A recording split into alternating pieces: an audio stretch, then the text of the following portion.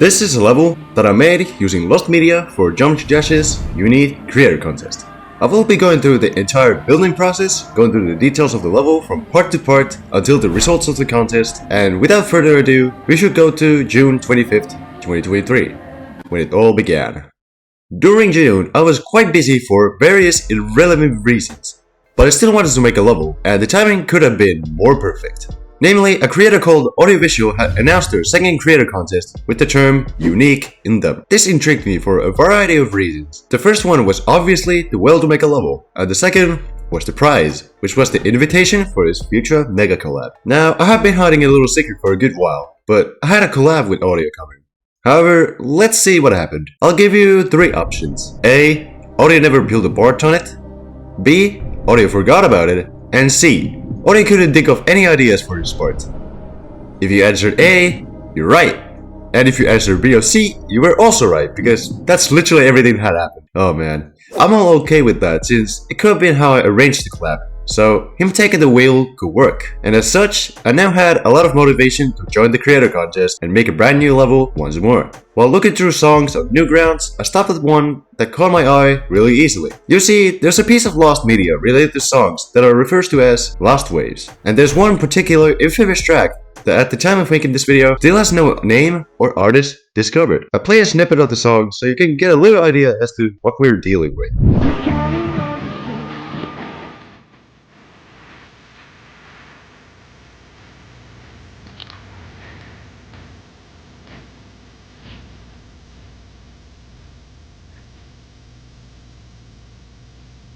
This track is usually referred to as Everyone Knows That, but it also refers to as Ulterior Motives, as mentioned in the lyrics. This was a 1980s track that was posted on the What's That Song website by the user Call92. And now I'm literally seeing a remake of it on Newgrounds. And after noticing that, yes, this was usable, I had the three ingredients of the level ready to go.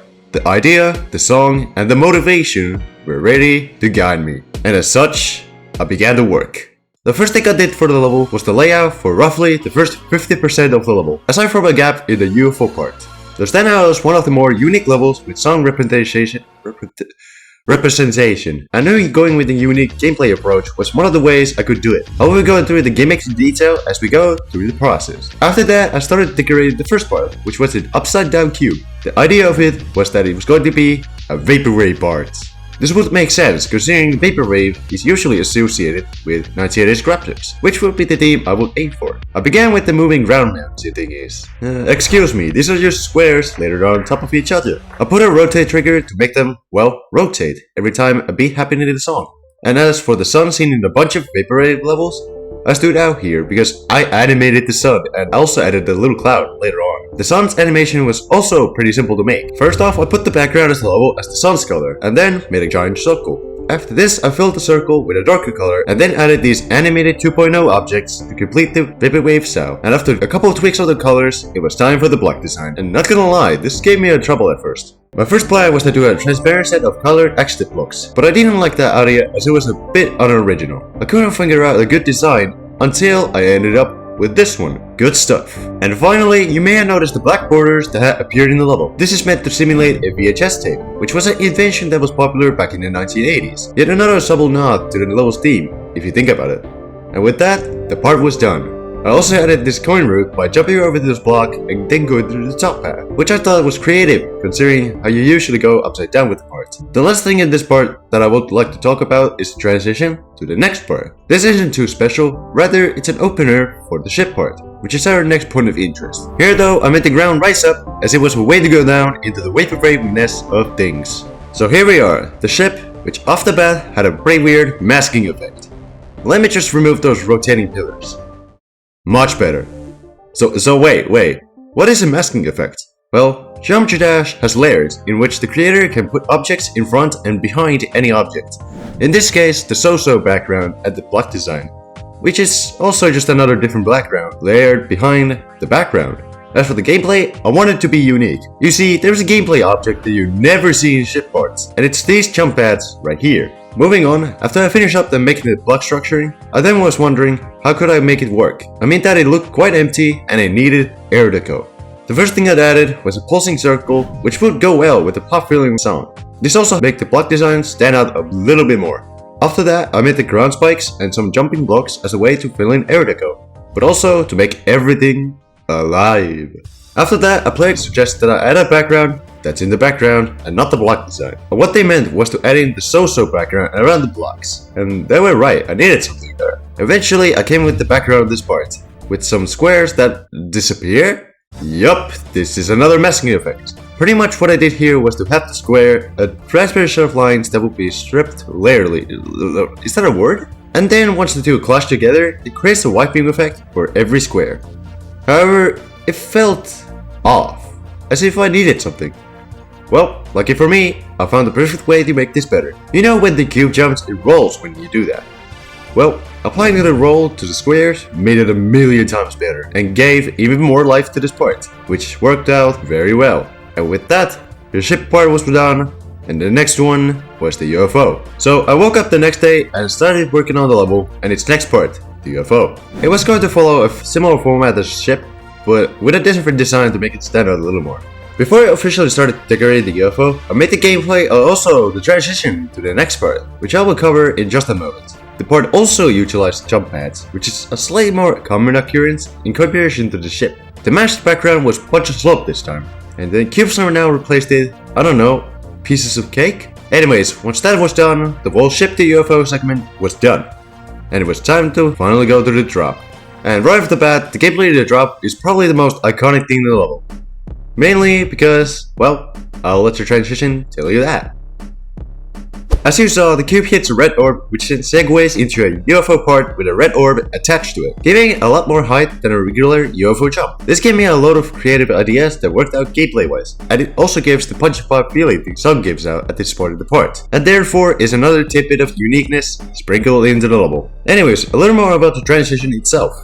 I basically made an orange box with glow edges to make it fit smoothly. However, a simple orange transition would be boring, so I mixed it up with circles, which pop out the feeling of the song a little more, and the next thing is less boring. Going back to the drop, we had the background, which actually is a parallax made of giant circles. I'm not too good at making this effect, so it kind of falls flat in this case. I first attempted this with pulsing circles, but it didn't look good, unfortunately. As for the block design, it's quite simple. We have a plain base, a pulsing white square, and a green clutterfunk block in the middle. Later on, I also added these little decoration thingies in the design. One last thing is the text that flies around in the level. This is another wink at song representation, as it not only tells you the lyrics of the song, but also the fact that it was probably from the 1980s. How would the latter make sense, though? Well, in the 1970s and 1980s, a computer animated system called Scanimate was booming.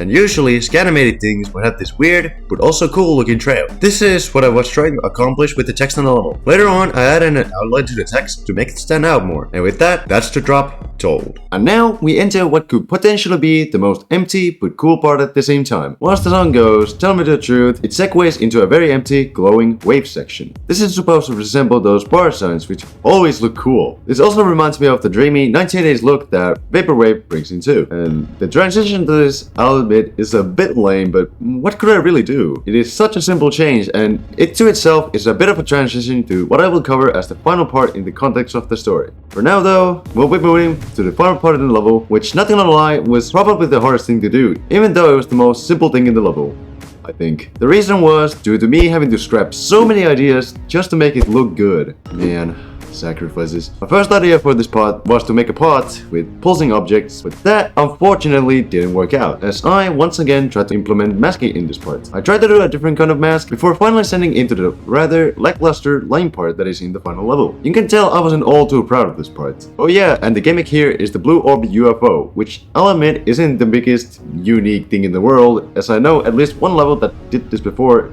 That being way by Darnock, which was made a decade ago. Damn. Anyways, the designs were thick outlines stacked on top of each other, as well as another outline to surround the blocks from looking a little weird. Personally, I have not seen too many raid levels use this kind of design, so I think I can count this as unique. I won't be too surprised if it's an idea that's been done awful amount of times though. The background is probably the most unique thing in this part. It's a colored 1.0 objects, but they are in different scales, and combining this with a filter and a masking wall that moves left and right, you got yourself a working background. I should also mention the lack of movie triggers in this part.